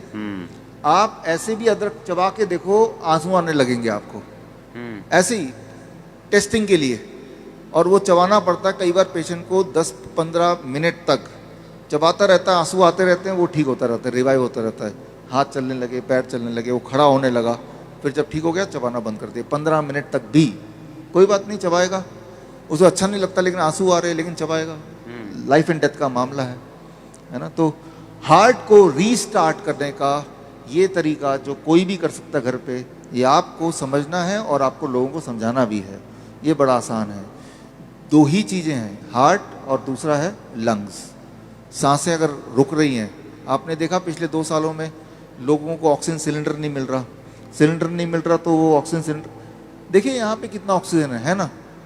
और जब आप सांस ले रहे हैं, आप ऑक्सीजन ले रहे हैं या हवा ले रहे हैं? एक्चुअली हम हवा ले रहे हैं।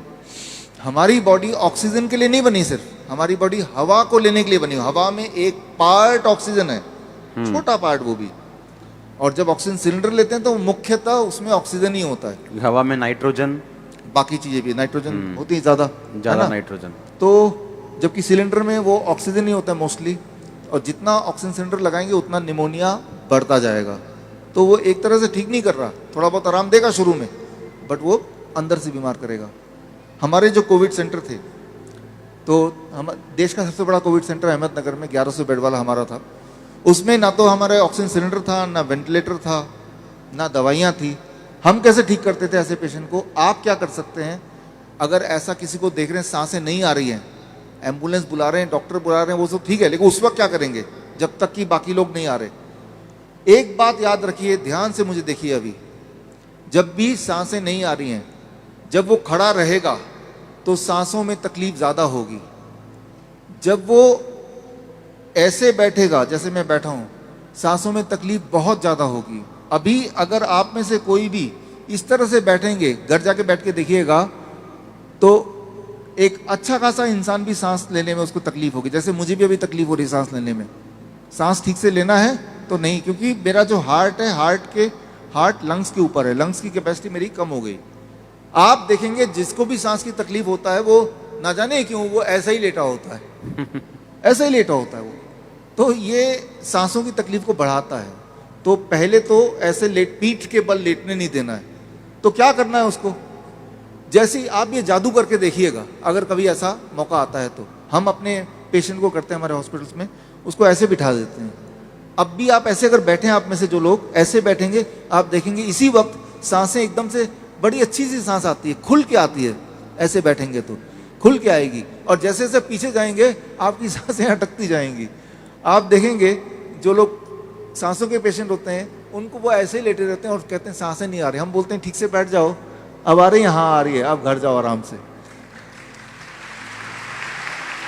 तो साइंस के स्टूडेंट साइंस समझिए, क्योंकि साइंस नहीं समझेंगे तो आप बिलीव नहीं करेंगे। इसे कहते हैं मेडिकल भाषा में प्रोन वेंटिलेशन। प्रोन वेंटिलेशन वो क्या होता है?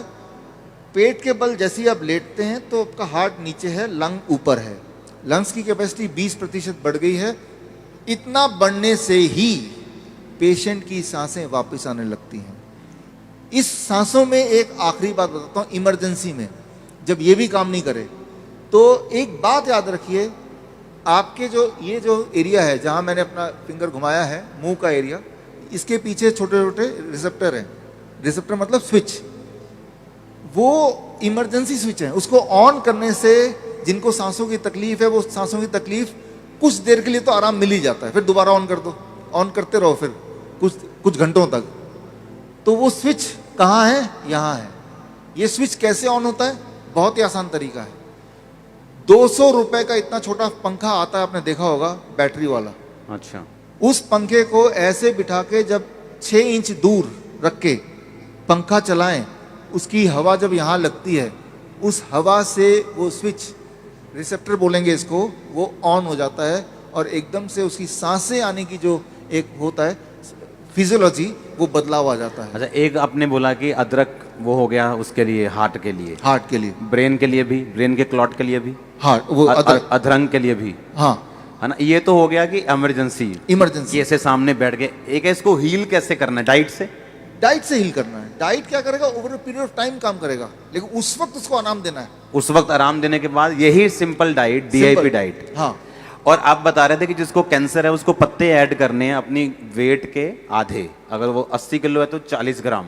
देखिए, कैंसर है या अनयूजुअल हाई ब्लड शुगर है, और DIP डाइट के बाद भी जैसा बता ही रहे थे, फिर भी कुछ लोगों का कंट्रोल नहीं हो रहा या पूरी तरह कंट्रोल नहीं हो रहा, हाँ, तो फिर पत्ते, चाहे मूली के पत्ते हो, पान के पत्ते हो, धनिया, पुदीना, राइट, तो वो पत्ते लिए कितने?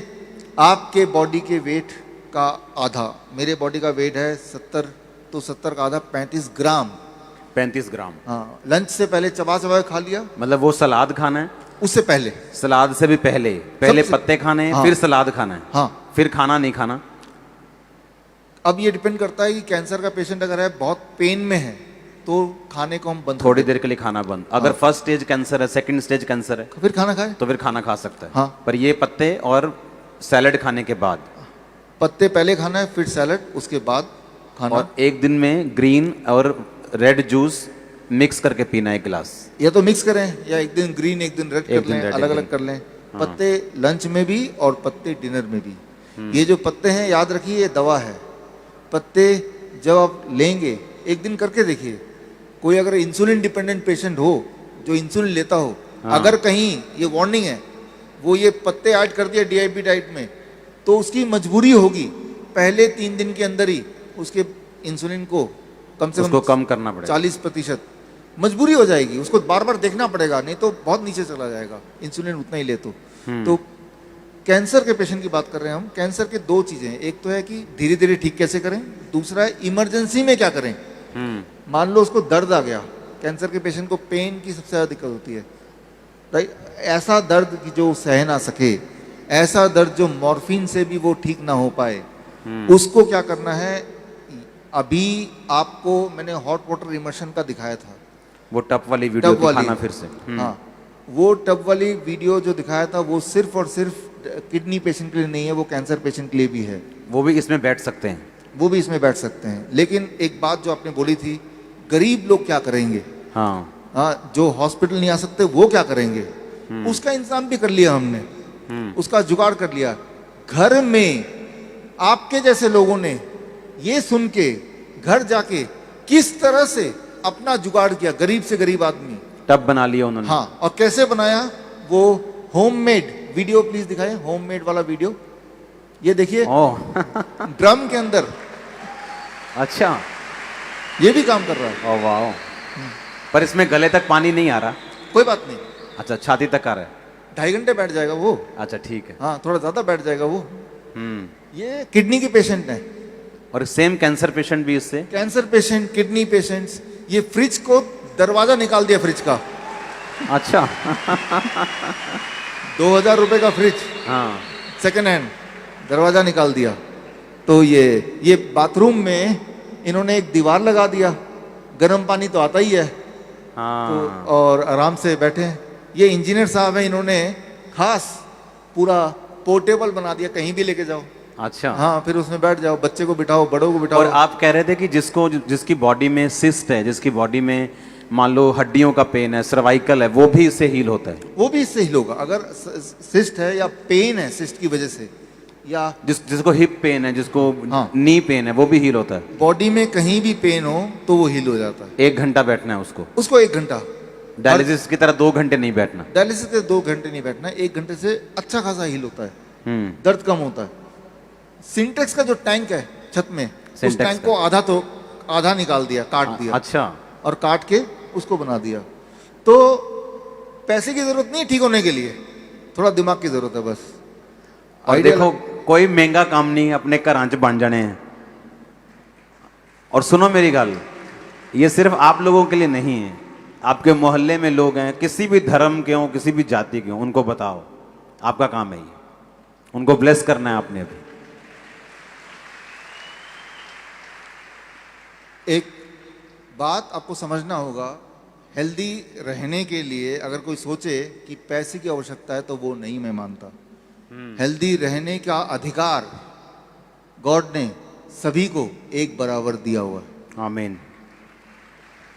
इसीलिए जब कुदरत को बनाया गया तो साथ में कुदरत की दवाइयां भी कुदरत में बिछा दी गई हैं। बाइबल में लिखा है, जब परमेश्वर ने आदम को बनाया तो उसे बाग में रखा, उस बाग में सभी ग्रीनरी थी, तो उसका पैटर्न ये था कि उसे ग्रीनरी के अंदर रहना है। आदम को बनाने का पैटर्न ये था, पर आज ग्रीनरी नहीं है घरों में, आज नहीं है। तो लेकिन फिर भी उम्मीद है, तरीका है, उसके बावजूद भी आप अपने आप को ठीक रख सकते हैं बिना पैसे के। एक छोटा सा मैं तरीका बताता हूँ। आप में से कुछ लोग इंजीनियर हैं यहाँ पे, इंजीनियर, टेक्नीशियन, थोड़ा हाथ रेस करें। हाँ, काफ़ी सारे दिख रहे हैं। जो इंजीनियर्स हैं उनको ये बात समझ आएगी, और जो लोग इंजीनियर नहीं हैं, जो मैं अभी बता रहा हूँ ये आप कल अपने किसी इंजीनियर दोस्त से थोड़ा सलाह कर लीजिए, वो आपको मदद करेंगे। एक ऐसी दवाई की फैक्ट्री, ये मेरे आखिरी 5 मिनट है, ऐसी दवाई की फैक्ट्री आपके घर में कल से शुरू होने वाली है, जिसमें कितनी भी दवा पैदा करें, नींद ना आने की दवा, डिप्रेशन की दवा, जॉइंट पेन की दवा, डायबिटीज़ की दवा, बीपी की दवा बनाते रहें, वो ख़त्म ही नहीं होगा, मुफ्त में बनाते रहें। तो आपके घर में ये सारी दवाइयों की फैक्ट्री कैसे बनाना है, ये मैं अगले आखिरी 5 मिनट में आपको अभी बताने वाला हूँ। ध्यान सुनिए, एक ही बार बताऊँगा, राइट। देखिए, इंजीनियर्स, आपने भी हाथ रेस किया था, तो आपकी ये जिम्मेवारी है कि जिनको समझ नहीं आया तो उनको आप समझा देंगे। थोड़ी सी इंजीनियरिंग की नॉलेज, थोड़ी इलेक्ट्रिकल की नॉलेज होना थोड़ा सा आवश्यक है। मैं आसान भाषा में समझाऊंगा। एक बात याद रखिए, जो भी कुछ आप खाते पीते हैं, प्लस जो आसपास का आपका पोल्यूशन का एक वातावरण है जिसमें हमारा बहुत कंट्रोल नहीं है, प्लस हमारे आसपास रेडिएशंस हैं, इसमें भी हमारा कंट्रोल नहीं है। आप बोल ही रहे हैं कि अब तो ग्रीनरी उतनी रही नहीं, और एक अकेला इंसान कहाँ से ग्रीनरी कर देगा। तो कई सारी ऐसी चीज़ें हैं जिसमें हमारा वश फिलहाल नहीं है। तो ऐसे में हमें क्या करना है, और वो जो फैक्ट्री वाली बात वो क्या करनी है, वो मैं समझाता हूँ। ये समझिए, जो भी वातावरण है, खान पान है, इन सब की वजह से आपका खून गाढ़ा होता जाता है, और जब गाढ़ा होता है तो उस खून से न्यूट्रिशन का ट्रेवल करना मुश्किल होता है, और जब गाढ़ा होता है तो वो खून का ब्लड क्लॉट बोलते हैं अंग्रेजी में, हिंदी में थक्का बोलते हैं, ब्लड क्लॉट बन जाता है। जहाँ क्लॉट बनता है वो वाला बॉडी का ऑर्गन काम करना बंद कर देता है, फिर बोलते हैं किडनी फेलियर, बोलते हैं हार्ट फेलियर, ऐसे उसको नाम दे देते हैं।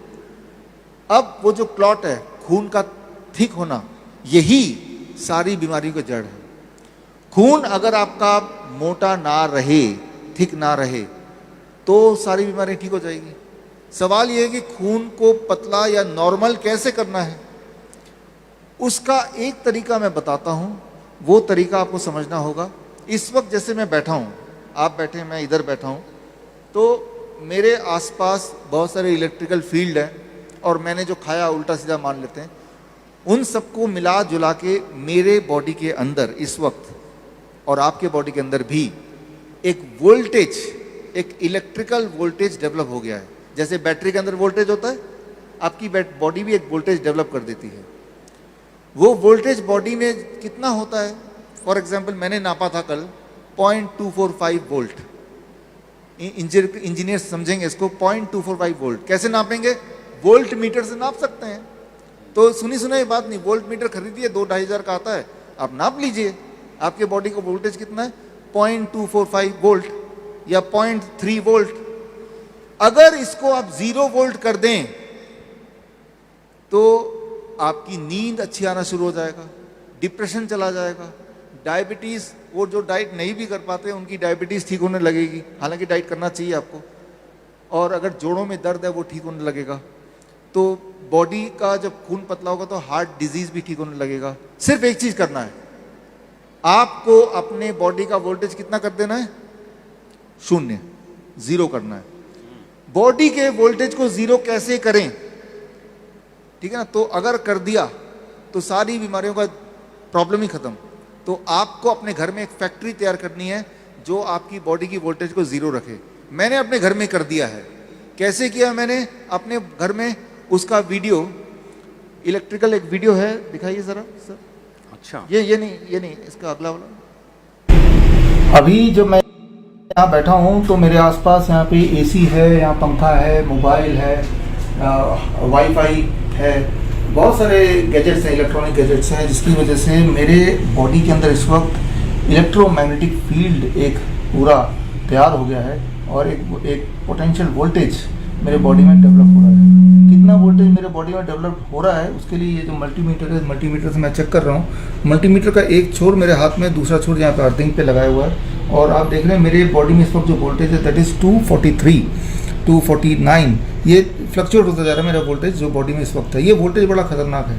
ये जैसे जैसे बढ़ता रहेगा वैसे वैसे मेरे कैंसर होने की या हार्ट डिजीज़ होने के या ब्लड को क्लॉट करने के चांसेस बढ़ते जाएंगे।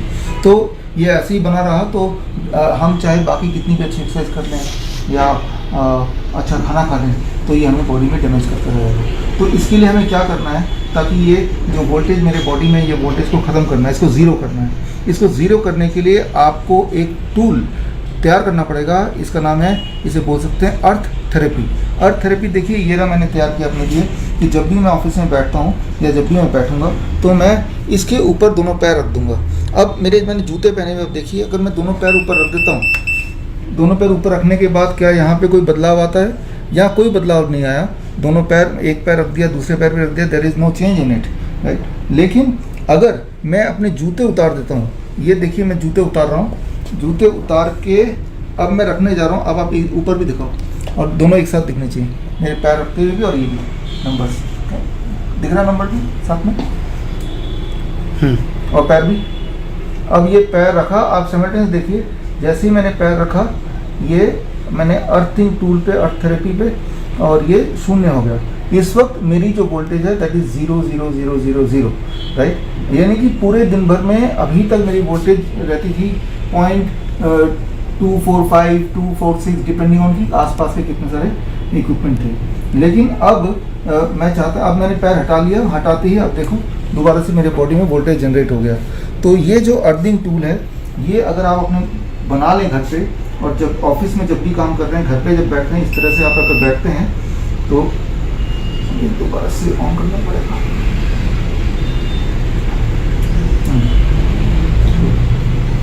तो इस तरह से अगर आप बैठते हैं, अर्थिंग टूल लेके तो अर्थिंग थेरेपी करते हैं। आप जो यहाँ पे देख रहे हैं, ये एक मैंने टूल तैयार किया है जो मैं लेके भी आया आपको दिखाने के लिए।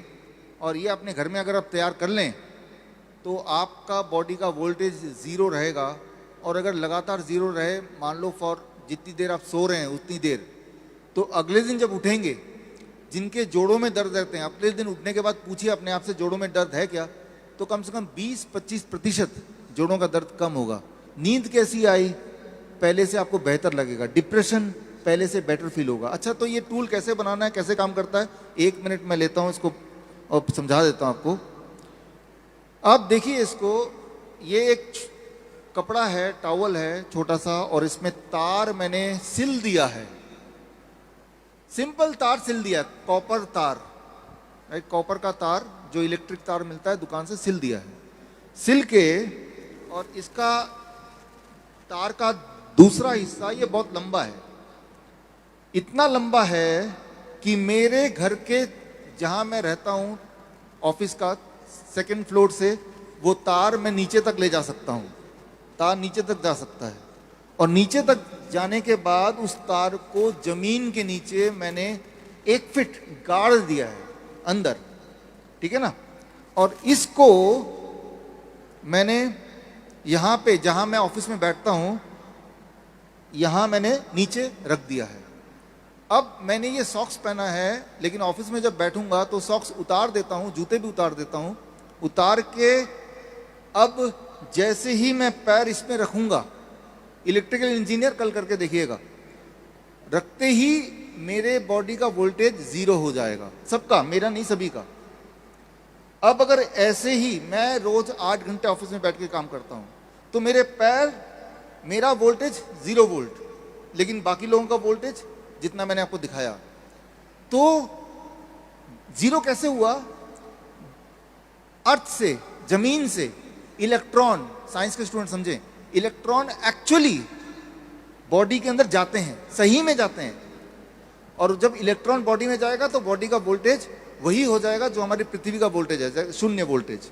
इलेक्ट्रॉन जाएगा तो खून पतला होगा, इलेक्ट्रॉन जाएगा इन्फ्लेमेशन कम होंगे, इलेक्ट्रॉन जाएगा तो घाव जल्दी भरेंगे, इलेक्ट्रॉन जाएगा तो हार्मोनल बैलेंस होगा। अच्छा, बहुत से लोग ऐसे पुराने टाइम से ये बात चलती है कि आपको जमीन के साथ कनेक्ट होना चाहिए। हाँ, ये वही बात है, वही कि नंगे पैर चलो, नंगे पैर चलो। अगर ये नहीं करना 2 घंटे नंगे पैर चलो। ये तो चलो टेक्निकल बात है ना, अगर हम वैसे ही नंगे पांव हम चलते हैं जमीन पे तो वैसे ही बॉडी हमें हील फील होता है, हील फील होती है। और इसका कारण मुझे नहीं मालूम था, कारण उसका टेक्निकल कारण, रीजन क्या है उसका। कारण ये है कि जो बॉडी है वो अर्थ के साथ होगी। बाइबल कहती है कि मुझे अर्थ से ही बनाया गया, जमीन की मिट्टी से बनाया गया। तो जो परमेश्वर ने जब इन मनुष्य को बनाया तो उसने लिखा इसी जमीन की मिट्टी को गूंथ कर अपने सांसों को फूंक कर बनाया। सही तो बोला। तब जब यही मिट्टी को आप जमीन के साथ अटैच कर देते हो तो वो बॉडी आपकी हील होना शुरू होती, आप और जमीन एक ही हो जाते हैं। अच्छा, इसका कोई टेक्निकल आप मेरे को ये बताओ, ये वचन है मेरे पास एक, क्या जब हम खुश मन होके रोटी खाते हैं उससे फर्क पड़ता है कोई? उसका साइंटिफिक रीजन बताओ। देखिए, जब भी आप खुश होंगे तो हमारे बॉडी में जो हार्मोन बनते हैं वो बैलेंस में आते हैं। अच्छा, इसका आपके पास साइंटिफिक रीजन है कि खुश होके खाना खाने से क्या होता है? क्या है इसका रीजन?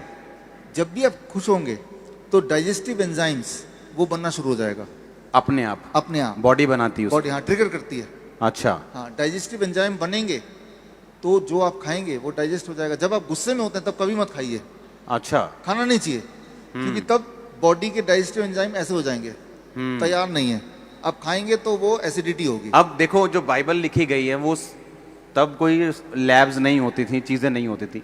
ये जो वचन मैं पढ़ने जा रहा हूँ ये यीशु मसीह के जन्म से भी पहले का है। अच्छा। आप 2000 साल यीशु मसीह को हो गए तो उससे भी पहले का है। मतलब आप उस वचन में लिखा, सबोपदेशक 9 उसकी 7 आयत में लिखा, उसमें लिखा, अपने मार्ग पर चला जा और अपनी रोटी को तू आनंद से खाया कर। वो देखो वचन में लिखा, सिंपल बात है, सिंपल बात है कि अगर परमेश्वर कह रहा है कि जो तू रोटी खाएगा उसे आनंद से खाना है, उसे डिप्रेस होके नहीं खाना, गुस्से में नहीं खाना, अपना काम कर और अपनी रोटी को विद पीस और जॉय के साथ तूने खाना है। और इसका आज साइंटिफिक रीजन ये है कि जब हम खुश होकर खाना खाते हैं तो हमारे डाइजेस्टिव जो एंजाइम्स हैं वो बॉडी पैदा करती है और खाना पचता है, और खाना पचेगा तो बॉडी हील होगी। यस, सिंपल तरीका ये। यीशु मसीह के वचन के लिए तारीफ कर दो जोर से। अब यही सुनो, अब यही बात आपको साइंटिफिक तरीके से हम बता रहे हैं कि अगर आप एक तार को अपने पाँव के नीचे रख के जमीन में गाड़ दोगे तो चाहे आप ऑफिस में बैठे हो, लेकिन अब हर बंदा जमीन पे बैठ के काम नहीं कर सकता, लेकिन आपने एक बिब्लिकल तरीके को पूरा कैसे किया कि आपने तार से अपने आप को पृथ्वी जोड़ लिया, में जोड़ लिया। जिस मिट्टी से में हम बने हैं उसको अपने आप से जोड़ लिया, कनेक्ट कर लिया। ताकि वो जो हीलिंग परमेश्वर ने मुझे दी है वो मेरी बॉडी में एंटर करे। हाँ। और जो रोटी मुझे खानी है वो आनंद से खानी है, और वो खानी है जो परमेश्वर ने बनाई। God ब्रेड बिस्किट जो इंसान ने बनाया वो नहीं खाना, गॉड मेड खाना है, मैन मेड नहीं खाना है। ब्रेड बिस्किट रस रस वो नहीं खाना, वो नहीं खाना क्योंकि है। वो इंसान ने बनाया। हाँ, ह्यूमन मेड नहीं खाना है, नहीं इंसान ने खाना। बनाया नहीं खाना है, जो परमेश्वर ने बनाया वही खाना है। वो खाना है। खाना खाने से Oh, पूछो Jesus, पहले कि- हालेलुया। इसमें एक चीज जोड़ूंगा, रात को जब आप सोते हैं, सोने से पहले ऐसा एक और बना के आप रख के सो सकते हैं। कोई करंट ना छोड़ दे। नहीं नहीं, करंट नहीं छोड़ेगा। पृथ्वी से जुड़ने से करंट नहीं छोड़ सकता, नहीं तो करंट लगेगा तो जब आप चलने लगेंगे रास्ते में तब भी करंट लगेगा, है ना। तो ये तार है लेकिन ये पृथ्वी से जुड़ा हुआ है। तो आप जब सो रहे हैं तो आप और पृथ्वी एक हैं 0 वोल्ट में। जब हम पृथ्वी के, जो पुराने लोग होते थे वो जमीन पे सोते थे, तभी जमीन पे तभी सोते वो थे, हेल्थी थे, तभी हेल्दी थे। आनंद से खाते थे, ज्यादा पैसे का चक्कर नहीं, वो ले लूं, हाँ। वो हेल्थी थे। और यही खाते थे, कच्चा फ्रूट ज्यादा खाते थे, यही खाते थे। तभी हेल्थी थे। तभी हेल्दी थे। तो इसका मतलब हमें वही खाना है जो पुराने हमारे पूर्वज खाते थे, हाँ, ये और कोई- वही करना है जो वो करते थे। हाँ, ये कोई नई कि बात अगर नहीं। आज मैं 10वें मरले पे हूँ तो आज मेरे पास तरीका है कि मैं जमीन से कनेक्ट हो सकता हूँ, जमीन से कनेक्ट होना है, कुछ भी करके, कुछ भी करके। कुछ भी करके, कोई बहाना नहीं चलेगा यहाँ पे। ओ जीसस। आप लोग तो जमीन से कनेक्टेड ही ऑलरेडी अभी। हाँ, और जब जमीन से हम कनेक्ट होते हैं, अगर खाना भी मैं, अगर मेरे बच्चे जो हैं वो खाना, उनको मैंने सिखाया कि ज़मीन पे बैठ कर खाओ, हाँ, तो मेरे को ऐसा फील होता है जब आप बाइबल कॉलेज में हमारे वो लॉन बना हुआ है, जब लॉन पे हम चलते हैं नंगे पाँव या पैर से, तो वो कनेक्शन फील होता है कि परमेश्वर ने हमें इसी पृथ्वी से बनाया है। हाँ, लिटरली इलेक्ट्रॉन बॉडी में आते हैं उसी वक्त। जिस तरह से खाना खाना जरूरी है, इलेक्ट्रॉन बॉडी में आते हैं। जैसे मोबाइल चार्ज करते हैं तो चार्ज आता है, वैसे। तो अभी कंक्लूसिवली आपने देखा, हील होने के लिए वही गर्मी, वही पानी, वही मिट्टी, वही फल, वही सब्जी, यही आपकी दवा है, यही खुशियों का राज है। दवाइयों से जो नंबर्स कम होते हैं, अगर दवाई हम खा रहे हैं तो वो शुगर के नंबर कम हो रहे हैं, लेकिन वो बॉडी हील नहीं हो रही उसकी। दवाइयों से नंबर भी कम नहीं होते। अगर तो नंबर कम होते तो दवाई बढ़ानी क्यों पड़ती है? वो तो धीरे धीरे बढ़ानी पड़ती है उनको। हाँ, यानी कि अल्टीमेटली नंबर कम दवाइयों से नहीं हो रहे हैं, एक पल के लिए कम हो रहे हैं, लेकिन फिर अगले दिन अगले साल और धीरे अगले धीरे साल। दवाई नहीं बढ़ाएंगे तो नंबर स्टेबल नहीं रहेंगे। एक्चुअली दवाई से नंबर कम नहीं होते, टेम्पररी कम होते हैं, बस उस वक्त के टेम्परेरी लिए। कम होते हैं। तो और जो लोग अभी भी, ये पिछली बार भी था, जो लोग अभी भी सिर्फ खाना ही खा सकते हैं, जो फ्रूट मान लो नहीं ले सकते या अभी सैलेड ले सकते हैं, उनको क्या करना चाहिए, या कैसे उनको धीरे धीरे उस लेवल पे आना चाहिए कि मुझे यही डाइट लेनी है, मुझे अपना प्रभु से ना फाइनेंस का ये लेवल मांगना है या इस सिस्टम पे आना है? मैं तो ये बोलता हूँ, मैंने कैलकुलेट किया है, इससे सस्ता कोई डाइट है नहीं। तो सस्ता है, ये सबसे सस्ता है, गरीब से गरीब भी कर सकता है। कैसे? फॉर एग्जाम्पल मैं कैसे करता हूँ, 1 दर्जन केला और 1 बड़ा तरबूज से पूरा परिवार पेट भर के खाएगा, तब भी रह जाएगा। डीआईपी डाइट के अनुसार। हाँ, ठीक है। तो ये 2 चीज कहीं भी मिलती है पूरी दुनिया में, और हर बार सस्ती ही मिलती है। और वैसे भी अगर बीमार होकर दवाई खाने से अच्छा है ये खाओ। दवाई में भी तो, मेडिसिन में भी तो पैसा लगेगा। हम्म। पहली बात, पालक कितना सस्ता है, टमाटर कितना सस्ता है। तो आप गाजर मूली कहाँ महंगा है, लेकिन उसको जब पकाते हैं, तेल भी खर्च करते हैं, ईंधन खर्च करते हैं, तब तो महंगा बन जाता है ना। तो ये कहने वाली बात है। और फिर जब बीमार पड़ते हैं, दवाइयों पे खर्च करते हैं, डॉक्टरों ऑपरेशंस पे। पे। ऊपर से इंपॉर्टेंट है कि उन दिनों पे आप अपने काम पे नहीं जा सकते। उल्टा जो काम पे जा रहा है वो भी आपके काम पे लग जाता है, आपको डॉक्टर के पास ले जाने में। तो ये महंगा नहीं है, ये बहाना जरूर हो सकता है, बट महंगा है नहीं। तारीफ करो जोर से। आओ प्रार्थना करें सब। मेरा बिलीव है कि आप लोग ब्लेस्ड हो। आमीन। सब लोग खड़े हो जाओ, अपने हाथों को उठाओ, मास प्रेयर के लिए तैयार रहो। सुनो मेरी बात, जितने जनों ने सुना है आप इसे फॉलो करेंगे। आमीन। ये इंटरनेट पे चला जाएगा, आप इसे फॉलो करेंगे। ये आपकी डिलीवरेंस के लिए मोस्ट इंपॉर्टेंट चीज है आप लोगों के लिए। आने वाले दिनों में सुसमाचार को एक हाईएस्ट लेवल पे लेके जाएंगे आप। स्पिरिचुअल खुराक को आप ले रहे हो, इस खुराक को आप घरों में लेंगे, खुदा का वो काम होगा जो पहले कभी नहीं हुआ था यीशु मसीह के नाम में। आप अपने हाथों को उठाओ, डॉक्टर साहब को विदा करने का टाइम आ चुका है, फिर हम प्रार्थना में जाते हैं। अपने हाथों को उठाओ। Thank you Jesus. खुदाबंद हम प्रार्थना करते खुदाबंद तेरे बेटे के लिए, बहुत से लोगों को तेरा बेटा हील कर सके। बाइबल कहती हर एक को अलग अलग तूने वरदान दिए हैं। तेरा पवित्र आत्मा खुदाबंद तेरे बेटे के साथ हो।